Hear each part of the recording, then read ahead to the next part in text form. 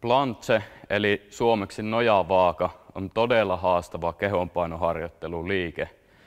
Ja siinä liikkeessä pyritään menemään täysin vaakatasoon ja olemaan pelkästään käsien varassa ja kyynärnivelet on täysin suorana.